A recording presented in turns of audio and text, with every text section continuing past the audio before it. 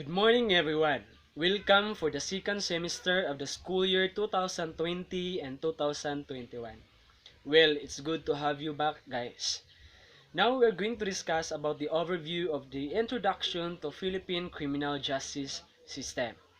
So in this particular subject, we are going to deal with the different components or the pillars of the Philippine criminal justice system. We have two components in the Philippine CJS. First component talks about formal components, and the second component talks about non-formal component. By the way, we have five pillars of the Philippine criminal justice system who are under the formal component and the non-formal component. Now, let's talk first the formal component. Under the formal component, we have four pillars of the Philippine criminal justice system. First pillar is the law enforcement pillar. The second pillar talks about the prosecution's pillar. And the third talks about the court pillar. And the fourth one talks about the corrections pillar. While on the other hand, non-formal component talks about community. Okay. So now, why it calls such the law enforcement, the prosecution, the court, and the corrections pillars considered to be formal component? They are considered to be formal components since it follows procedures, step-by-step processes, and system in terms of instituting a particular person who is violating the laws of the land.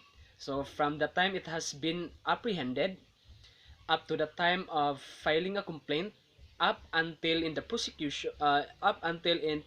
the crime in the court and adjudicating it with a final judgment and putting it to the correction or rehabilitating it by means of serving the sentence. And the non-formal component, it does not follow system actually, because in the community, it is now on the hand of the community or the people who are going to help out the ex-convict or the person who are already released to the community who had been served their final being judged finally and served their sentence inside the penal institution. It is within the hand of the community on how are they going to help the ex-con to be fully rehabilitated and fully reformed. So actually, according to the study, that corrections pillar is considered to be the weakest pillar among the uh, criminal justice system, since it it fails to fully rehabilitate or fully reform a particular convict or inmate. Uh, Moving on, let's talk first the four pillars under the formal component. First, we have the law enforcement pillar. Be reminded that in the law enforcement pillar, it is more on instituting or initiating an arrest on the part of a criminal individual or a person who is violated the laws of the land, and the law enforcement is more on initiating the arrest, performing the or initiating the warrant of arrest or the search warrant, conducting investigation, and another form of police function. While the second one is we have the prosecution pillar. Okay, the prosecution pillar is responsible for conducting preliminary investigation whenever there is a complaint filed by the police investigator to the fiscal or the prosecutor. Yeah. So meaning to say that the prosecutor or the prosecution office or the prosecution pillar is responsible for conducting in-depth investigation or review of the case or the complaint filed by the police officer or the police investigator before their office. So they are going to determine the probable cause, the possible evidences, if this possible case will be run through or will be filed to the court, and of course it will be uh, successful in terms of prosecuting a particular criminal or prosecuting a particular uh, suspect.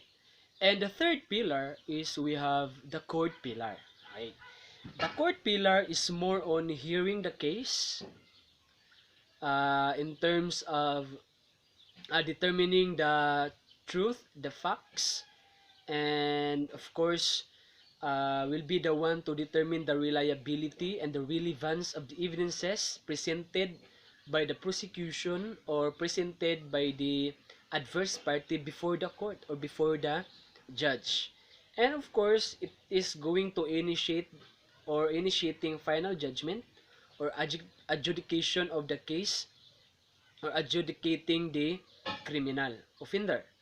And right after, if the criminal offender will be adjudicated finally by the court, it is now the duty of the court to determine the term of service of sentence to be initiated or to be given to the convicted individual. And right after that, the convicted individual will be turned over to the corrections pillar. Now, the corrections pillar's responsibility, functions, and power, its scope is more on rehabilitation, reformation, and initiation of a particular program that would somehow help out the criminal offender to be fully reformed, or if not fully, to be reformed somehow or rehabilitated. And that is the time for them to initiate any programs that would somehow cope with the the type of crimes that had been committed by a particular convicted individual or inmate or the prisoner, in order to address the needs of rehabilitation and reformation program. Then right after, if a particular convicted offender or the criminal had already served their sentence inside a penal institution or corrections institution, and it is the time that the prisoner already served their sentence, will be released to the community. And that is the last stage wherein uh, the ex-convict or the person who already served their sentence inside the penal institution will be now freed to the community or will be now released to the community. And why is it that the community considered to be one of the pillars in the Philippine criminal justice system, but only a non-formal component?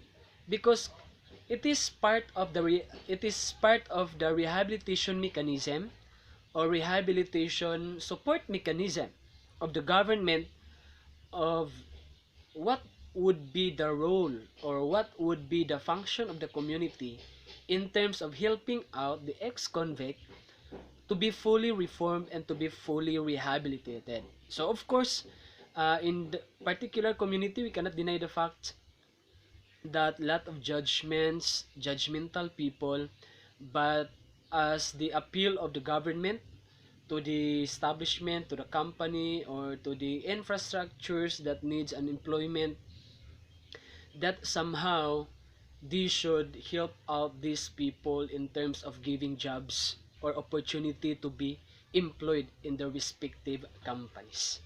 So basically, we are not only going to talk about these powers, functions, scope, and the objective of these pillars or the components that I'm talking about, but also we are going to determine the processes, the legal perspective of these components or pillars of the Philippine criminal justice system.